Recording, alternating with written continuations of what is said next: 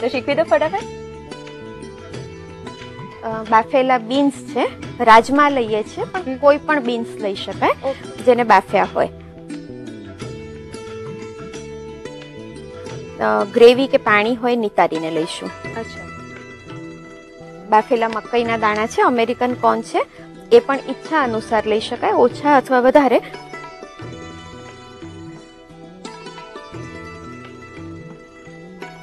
ત્રણ table spoon રાજમા લઈએ છીએ અને લગભગ 4 ટેબલ સ્પૂન બાફેલા મકાઈ લઈએ છીએ. એ સિવાય ચોપ કરેલા ઝીણા સુધારેલા ટમેટા છે, એ પણ લગભગ 3 થી 4 ટેબલ સ્પૂન જેટલા લઈએ છીએ. પણ એનો રસો નહીં આવવા દેવાનો, ટમેટાનું પાણી ના આવવું એ રીતે લઈશું. એટલે લગભગ બધાનું થોડું સિમિલર પ્રમાણ રાખીએ છીએ. હા, પણ કોઈ એ પ્રમાણમાં આપણી સ્વેચ્છાએ ફેરફાર શક્ય છે.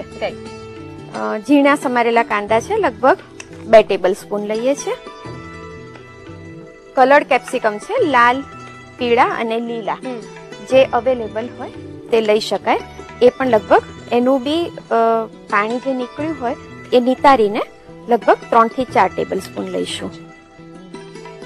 ખાસું કલરફુલ સલાડ બનવા જઈ રહ્યું છે. હા, બહુ જ કલરફુલ અને બહુ જ હેલ્ધી સેલેડ છે. ઓકે. ખમણેલું ચીઝ એક લગભગ 2 ટેબલ સ્પૂન જેટલું લઈશું. કયા પ્રકારનું સલાડ બનાવીએ છીએ? ફાઇનલી જે બનશે એ લાઇટ સલાડ બનશે કે હેવી થોડું સ્ટમક ના, ફિલિંગ? બહુ સ્ટમક ફિલિંગ કરશે પણ છતાં કેલરી વાઇઝ બહુ નથી અને બોડીની રિક્વાયરમેન્ટ પૂરી થાય એ રીતનું છે. કારણ કે એની અંદર નાચો ચિપ્સ આવે છે અને બીન્સ આવે છે, ફાઈબર ખૂબ છે એની અંદર, મકાઈના દાણા ને બધું આવે છે, વેજીટેબલ્સ પણ આવે છે. આપણે આટલા લીધા પણ હજી કેબેજ, કેરટ એ બધું પણ લેવું હોય તો લઈ શકાય. તો વર્કિંગ વુમન માટે તો આદર્શ છે, કારણ કે એમાં ફેમિલીની હેલ્થ પણ સચવાય છે અને છતાં ફટાફટ બની જાય છે. Very true.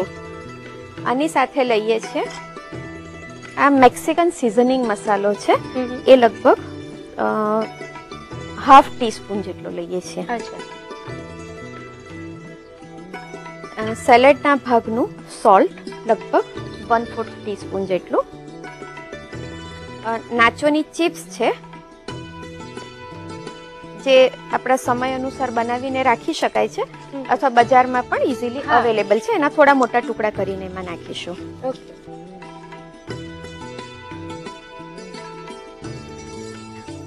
દહીંનો મસ્કો છે, બહુ જ નિતારવાની જરૂર નથી પણ થોડુંક ઉપરથી પાણી કાઢી અને જાડું દહીં લઈએ, લગભગ 2 ટીસ્પૂન જેટલું. સાલ્સા છે, મેક્સિકન ફ્લેવર થોડીક આપણે આપી રહ્યા છીએ તો સાલ્સા લગભગ 3 ટેબલ સ્પૂન જેટલો. સાલ્સા સોસ લઈએ છીએ, મેક્સિકન સિઝનિંગ લીધું છે અને બીન્સ તો છે જ, એટલે એક પરફેક્ટ મેક્સિકન ટેસ્ટ બને છે. હા, બહુ જ સરસ લાગે છે અને બહુ જ ઇઝીલી તૈયાર થઈ જાય છે. હવે આ બધું જ પ્રોપરલી મિક્સ કરી લઈશું. સલાડ તૈયાર થઈ ગયું છે.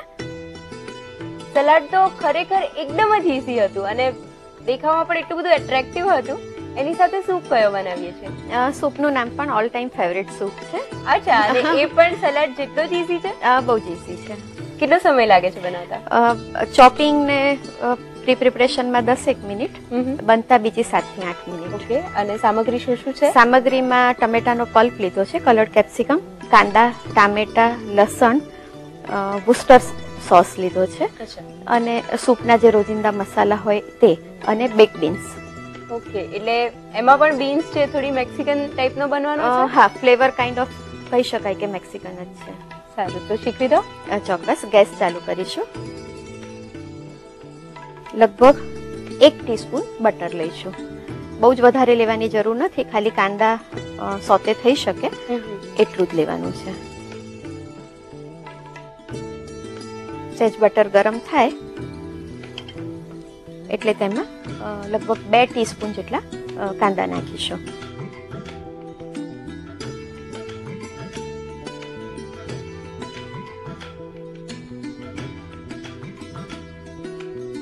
સુમિરાબેન, સામગ્રી તમે જે કહી એની પરથી એટલો તો આઈડિયા આવે છે કે કંઈક ટોમેટો બેઝ સૂપ બનશે, પણ ખરેખર કેવો સૂપ બનશે?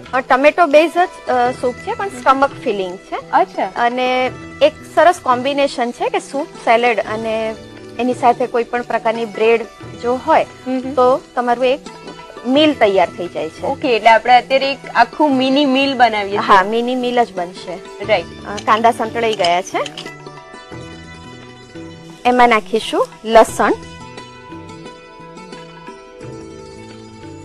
ક્રશ કરેલું લસણ છે, લગભગ 4 થી 5 કળી ઓકે, નાખીશું. પાણી સાથે ક્રશ કરેલું છે.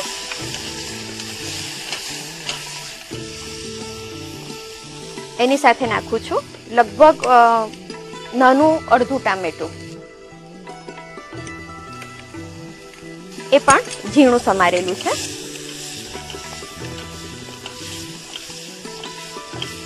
બહુ ચડવા નથી દેવાની આ બધી વસ્તુઓને. હા, કલર્ડ કેપ્સિકમ છે 2 ટીસ્પૂન. આમાં એના પાણી સાથે જાય તો પણ વાંધો નથી.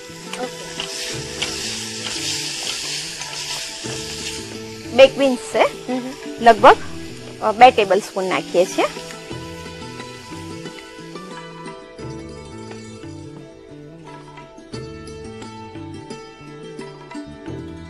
એની સાથે નાખીશું લગભગ 250 ગ્રામ્સ ટમેટાનો ક્રશ કરેલો પલ્પ છે. કાચા જ ક્રશ કરી લીધા છે અને બ્લાન્ચ કે કંઈ જ નથી કર્યું. ઓકે.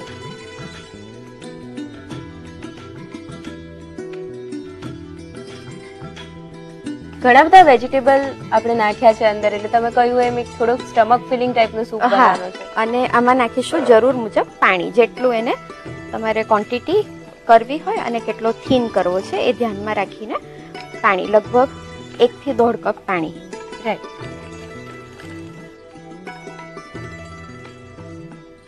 હવે એમાં નાખીશું 1 ટીસ્પૂન ખાંડ. ટમેટો બેઝ બધું જ છે એટલે ખટાશને બેલેન્સ કરવા માટે 1 ટીસ્પૂન જેટલી ખાંડ નાખીએ છીએ. સોલ્ટ સ્વાદ પ્રમાણે લગભગ 1/2 ટીસ્પૂન. પેપર, કાળા મરી જો બનાવીને મૂકી રાખવો હોય તો થોડાક ઓછા, અધરવાઇઝ 1/4 ટીસ્પૂન. અચ્છા. રેડ ચીલી પાવડર છે અથવા રેડ ચીલી સોસ પણ નાખી શકાય. આપણે રેડ ચીલી પાવડર નાખીએ છીએ એ પણ 1/4 ટીસ્પૂન. વર્સેસ્ટરશાયર સોસ છે એ લગભગ 2 ટીસ્પૂન નાખું છું. એ રેડીમેડ જ લઈએ છે? હા, વર્સેસ્ટર સોસની બોટલ મળતી જ હોય છે. જે રીતે ચીલી સોસ અને સોયા સોસ ને મળતું હોય એ રીતે વર્સેસ્ટર સોસ પણ મળે છે. ગેસ ફાસ્ટ કરી દઈશું.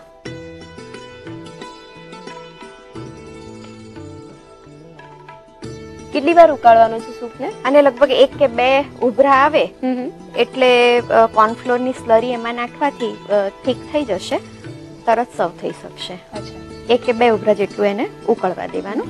એટલે જે ટમેટા કાચા લીધા છે અને બહુ ચડવી દેવાની જરૂર નથી, પણ જે પલ્પ લીધો છે એ પ્રોપરલી મિક્સ થઈ જાય એટલું કરવાનું. 1 ટીસ્પૂન કોર્નફ્લોર છે જેને પાણીમાં ડાયલ્યુટ કરેલો છે, એ પણ હવે ઉભરો આવી રહ્યો છે, ઉકળવા માંડ્યું છે તો એની અંદર કોર્નફ્લોર નાખીશું. કોર્નફ્લોર જ્યારે પણ બનાવીને એની સ્લરી મૂકી હોય તે નીચે સેટલ થઈ જતો હોય એટલે એને હલાવીને જ વાપરવાનો. ઓકે.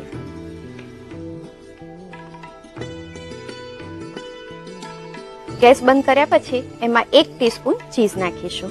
ઓકે, ઉપરથી નાખીએ છીએ? હા, સર્વિંગ વખતે ફરી નાખી શકીએ પણ થોડીક ચીઝી ફ્લેવર એમાં આવી જાય. રાઈટ. એટલે ઉકળતું હોય કે ઉકળીને બંધ થયું એ જ મિનિટે નાખી દઈશું. હવે એને સર્વિંગ બોલમાં લઈ લઈએ.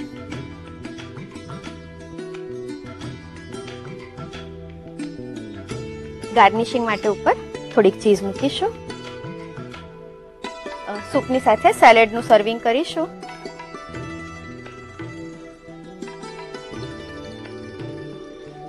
જ્યારે સૂપ ને સેલેડ ને ખાતા હોઈએ ત્યારે કંઈક ક્રન્ચી ખાવાનું ઘણું ગમતું હોય છે તો સાથે થોડીક નાચો ચિપ્સ પણ મૂકીશું, જેથી વચ્ચે વચ્ચે જ્યારે ખાવી હોય ત્યારે લઈને ખાઈ શકાય. એક સરસ મજાનું કોમ્બિનેશન વાળી ડીશ આપણે રેડી કરી. ઓલ ટાઈમ ફેવરિટ સૂપ અને ઓલ ટાઈમ ફેવરિટ સેલેડ અને એની સાથે નાચો ચિપ્સ. હા, કરેક્ટ. એની સાથે નાચો ચિપ્સ. તો જે પ્રમાણે એનું નામ છે, ગમે ત્યારે બનાવી શકાય છે, બહુ જ ઓછા સમયમાં બની જાય છે અને છતાં પણ બધાને બહુ જ પસંદ આવતી હોય છે. તો એવું all time favourite soup and salad ready છે.